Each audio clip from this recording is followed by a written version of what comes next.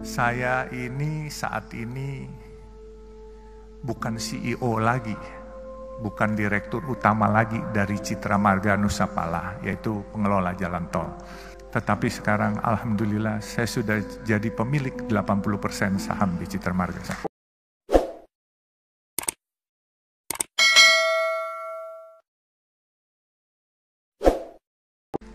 Bukan karena kehebatan saya, tetapi semua gerak Allah. Saya mulai dari kecil, saya sebagai pedagang es mambo, pedagang asongan. Saya tidak pernah bermimpi, tapi saya punya mimpi selalu. Oleh sebab itu saya selalu katakan kepada teman-teman, dalam hidup ini kita harus punya mimpi, tetapi mimpi itu harus kita juga yang membuat menjadi kenyataan. Jangan biarkan mimpi itu berangan-angan saja di kepala kita, tapi kita harus jadikan kenyataan. Untuk membuat itu bagaimana? Kita jadi orang harus jujur dan amanah. Kedua, harus sayang kepada orang tua, karena doa orang tua ini membuat jalan kita jadi mulus. Dulu cita-cita cuman jadi tukang parkir. Waktu saya sekolah SMA, saya suka liwat di daerah Pasar Baru. Saya tanya tukang parkir, satu hari dapat berapa sih? Dapat 10.000 sampai 15.000. Waktu itu satu mangkok bakmi hanya 300 perak. Jadi kalau 10.000 sama dengan 33 mangkok. Andai kata saya makan satu hari 3 kali, saya masih bisa save 30 mangkok. Berarti saya masih bisa jadi tukang parkir aja udah cukup. Itu cita-cita waktu SMA. Terus saya bermimpi, kok orang-orang bisa sukses? Bagaimana cara sukses? Satu hari saya ke toko buku. Saya lihat buku bagaimana jadi orang sukses. Saya nggak punya uang. Saya hanya duduk ke sana, saya numpang baca. Terus saya pulang. Saya bacain buku bagaimana cari orang sukses. Jadi orang sukses itu harus rajin bekerja. Dan juga jangan lupa berdoa. Dan juga jangan lupa jujur. Dan jangan lupa juga sayang kepada orang tua. Dan minta ridho barokah dari orang tua. Itu intisarinya. Dan saya selalu bermimpi memang menjadi orang sukses. Mimpi itu saya sendiri pesimis waktu itu untuk jadi, untuk sukses. Tetapi seperti saya katakan, bahwa ini semua gerak Tuhan, bukan gerak saya. Saya punya usaha kayu dulu di Kalimantan, saya bikin triplex. Tapi waktu Orde Baru, karena saya kurang dekat dengan pemerintahan waktu itu, akhirnya saya dikeluarkan satu surat untuk tidak dilayani dokumentasinya. Akhirnya saya tutup pabrik saya. 11.000 karyawan saya harus pulang ke Jawa itu semua. Dan saya nggak kecil hati. Saya bilang, ya Allah, kalau memang ini rencanamu, nggak apa-apa. 11.000 karyawan bedol desa semua pulang. Saya diam, terus saya coba lagi untuk berusaha lagi. Tetap kadangkala jatuh bangun itu pasti. Ya ada hal-hal waktu 2008. Saya ingat itu pabrik tahun 94 saya tutup dan saya 2008 diajak seorang teman. 14 tahun saya pensiun itu ibaratnya nggak ada kerjaan. Diajak seorang teman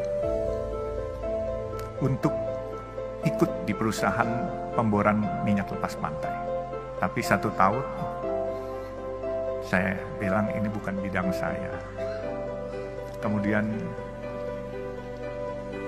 saya tahun 2012 saya ditawarkan oleh pemegang saham yang sedang berantem. Pemegang saham jalan tol Citra Marga Nusapala Persada. Itu jalan tol dalam kota, dan sekarang ini kalau perusahaan tol swasta terbesar adalah Citra Marga. Saya ceritakan juga, inilah mungkin yang paling penting. Waktu saya masuk di Citra Marga, ini pemegang sahamnya berantem, menanyakan kepada saya, kamu berani nggak jadi direktur utama? Saya bilang, kenapa harus saya? Karena ini raksasa-raksasa lagi pada berantem semua. Waktu itu Citra Marga yang punya adalah Ibu Tutut di antaranya. Terus ada Robi Sumampau, Robi Kete. Dan ini naga-naga semua lah. Kebenaran saya ini kelahiran Kalimantan Timur. Dari Sungai Mahakam saya lahirnya. Lalu saya jawab sama teman-teman saya, selama enggak nyuri, saya berani apa saja, saya bilang, dan tidak korupsi. Akhirnya saya ditunjuk sebagai direktur utama. Di waktu saya ditunjuk sebagai direktur utama, saya melihat karena ini perusahaan publik, pemegang sahamnya ini banyakkan institusi-institusi asing. Saya lihat ini perusahaan bagus. Kenapa saya bilang bagus? Coba pikirkan, ini kalau bukan gerak Tuhan, saya nggak akan memiliki perusahaan ini. Saya dulu punya perusahaan kayu, saya pernah punya restoran, saya pernah punya hotel.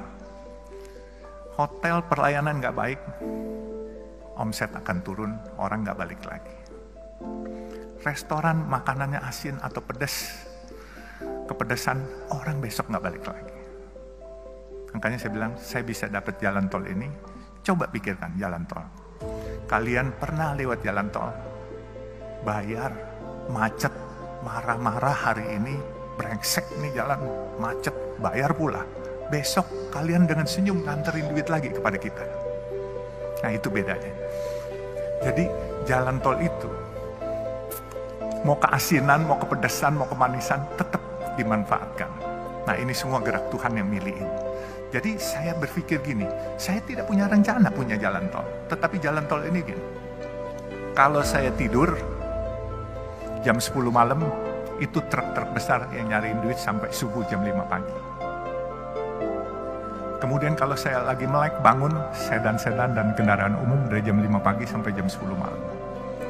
Nah jadi itulah perkembangan jalan tol. Bisnis ini beda dengan hotel, dengan restoran, dan yang lain-lain. Nah, saya bisa ceritakan, waktu saya lihat perusahaan ini bagus, saya kumpulkan teman-teman saya.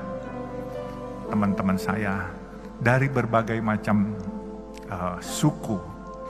Mereka tanya sama saya, bagaimana? Saya bilang, gampang, siapin aja dananya, saya bikin asing ini keluar barangnya. Jadi waktu itu saya direktur utama, apa yang saya sebut itu pasti bereaksi market. Tapi waktu itu memang saya menyebut ingin membeli sesuatu barang, itu asingnya ketakutan. Jadi saya bilang hari itu, saya ingin beli Bank Senturi yang sedang bermasalah waktu itu. Itu semua asing tidak setuju. Dia lepas barang itu semua. Akhirnya teman-teman saya beli semua. Saya pikir ini sesuatu perusahaan yang besar, dan kenapa saya bilang besar?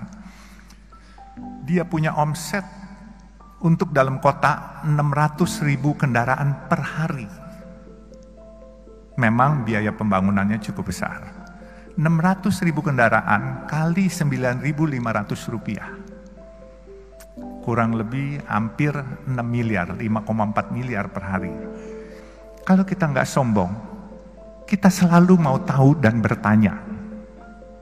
Saya belajarnya ini dari supir dan dari marketing rokok. Waktu saya umur 17, tetangga saya itu agen rokok. Jadi saya suka duduk ngobrol sama supirnya, sama marketingnya. Saya selalu tanya. Kalau nggak sombong pasti kita mau bertanya. Kalau sombong, misalnya orang ngomong apa, kita sok bisa. Padahal kita nggak ngerti apanya. Itu kita harus tanya. Nggak usah malu-malu, tanya apaan sih. Ini menambah wawasan kita. Nah setelah menambah wawasan kita, insya Allah kita jadi pinter.